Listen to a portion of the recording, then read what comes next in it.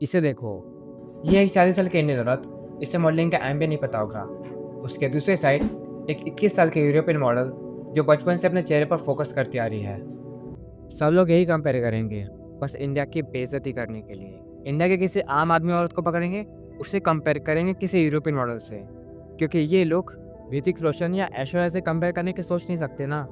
पिछले 1 साल में सोशल मीडिया पर इंडिया को बहुत ट्रोल किया गया है। बहुत। इसका एक रीज़न मुझे दिखा। उसे बताने से पहले मैं आपको एक स्टोरी सुनाना चाहता हूँ। एक बहुत अमीर राजा था, इतना अमीर कि उसके महल सोने के बने हुए थे। लेकिन एक दिन कुछ दूसरे राज्य के राजा ने मिलकर उसे धोखा दिया। उसका सारा सोना, पैसे, गहने सब लूट लिया। एक पल में जो राजा सोने के महल में सोता था, आज ईंट के महल में सो रहा है। जो राजा लोग उसे लूट कर गए थे, उन्होंने अपने राज्य में बड़े बड़े महल बनवाए, नए रास्ते बनवाए। उनका राज्य चमकने लगा, मानो किसी ने चोरी के पैसे से स्वर्ग खरीद लिया हो। जो राजा लूट गया था, वो चुपचाप अपने राज्य के लोगों के साथ मेहनत करने लगा। अपने राज्य के लोगों को खेती सिखाई, छोटे छोटे बिजनेस स्टार्ट करवाए। धीरे धीरे उसने अपने राज्य को फिर से ग्रो करना शुरू कर दिया। जो राजा लोग उसे लूट ले गए थे, उन्हें ये बात बर्दाश्त नहीं हुई। उन्होंने सोचा, अगर ये राजा फिर से उठा तो हमसे आगे निकल जाएगा। इस बार उन्होंने तलवार नहीं उठाई, इस बार उन्होंने जुबान उठाई।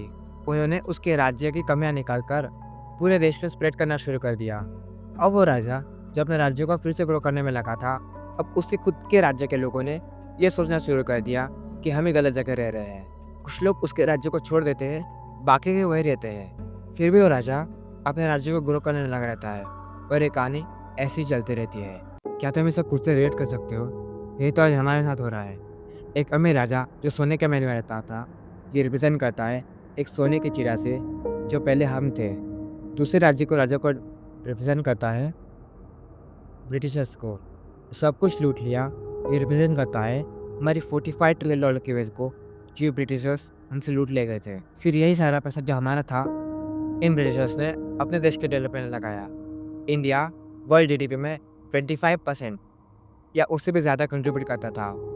अब वही इंडिया 4.2% करता है। ये सिटीजन जो इंडिया को हेट करते हैं, इनको ये भी नहीं पता कि इनका देश जो चमक रहा है उसके पीछे का कारण इंडिया का पैसों का भी है। पर फिर भी इंडियंस को इतना रेसिज्म और इंसल्ट क्यों मिल रहा है? पहले साइकोलॉजी को समझना पड़ेगा कि रेसिज्म और इंसल्ट क्यों होता है। जब कोई अपनी वैल्यू को खतरे में महसूस करता है तो वो दूसरों को नीचे देखने की कोशिश करता है। इसे ऐसे देख सकते हैं, जैसे एक अमीर आदमी गरीब आदमी का मजाक उड़ाए, या फिर वो गरीब आदमी उस अमीर आदमी के बारे में गलत बातें फैलाएगा ताकि लोगों में उसकी इंसल्ट हो। अब जहाँ इंडिया टॉप 4 पर आ गया है, तो लोग तो जलेंगे। और इन लोगों की थिंकिंग भी ऐसी है कि हमारा देश तो इंडिया से ज़्यादा चमकता है, तो फिर ये लोग हमसे आगे कैसे बढ़ गए? मैं मानता हूँ इंडिया कभी यूएसए और चाइना से आगे नहीं बढ़ सकता। आगे बढ़ना छोड़ो, हम कभी उनकी बराबर भी नहीं कर सकते। अगर मुझे विश्वास नहीं तो इस आदमी से सुनो जो चाइना का है पढ़ाई करने के लिए। चाइना में इंडिया की बात भी नहीं होती है। सारे इकोनॉमिस्ट, बिजनेसमैन सिर्फ यूएस से कंपेयर करते हैं।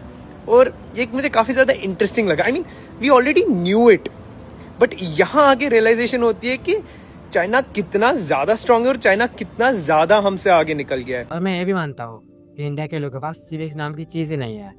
ऐसा तो नहीं है कि शादी होने से पहले बच्चा पैदा कर दो, या फिर बच्चा पैदा होने से पहले उसे मार दो, या फिर उसे ऑर्फनेज में दे दो।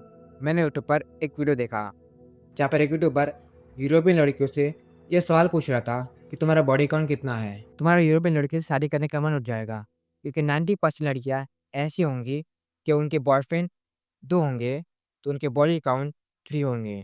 Confident about my body count, but yeah, I can tell you it's 3 actually. Boyfriend ये मोहतरमा अपने बॉयफ्रेंड्स के अलावा पर किसके साथ सोई थी? कोई ये वीडियो नहीं दिखाएगा कि एक साउथ कोरियन की लड़की जब इंडिया के एक छोटे से रेस्टोरेंट में खाना खाने आई थी, तो जब बिल पे करने का टाइम आया था तो रेस्टोरेंट के ओनर ने पैसे देने से मना कर दिया।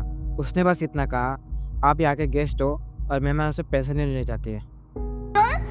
इंडिया मेहमान यू। हर कोई ये वीडियो बनाना था, India has no civic sense, you should leave India, India गवार है, इंडिया वो है, इंडिया ने अभी भी ग्रो नहीं किया। एक बात याद रखना, अगर हम खुद को ग्रो करेंगे तो इंडिया भी ग्रो करेगा। अगर हम सिविक सेंस सीख जाएंगे तो सब लोग सीख जाएंगे। हमें तो पहले सीखना पड़ेगा। पहले मेरा दोस्त स्नैक्स के रैपर्स रास्ते पे फेंकता था, और जब उसने मुझे देखा कि मैं अपने स्नैक्स के रैपर्स अपने बैकपैक के पॉकेट में डाला हूँ, तो अगली बार उसने भी ऐसा ही करना शुरू कर दिया। हमेशा याद रखना, इंडिया पीछे हमारी वजह से है और किसी से नहीं। बस वीडियो को अभी पॉज करते हैं। कमेंट करके ज़रूर बताना कि आपको वीडियो पसंद आई या नहीं। चैनल का नाम भूलना मत, क्योंकि मैं मिलता हूँ आपको नेक्स्ट वीडियो में।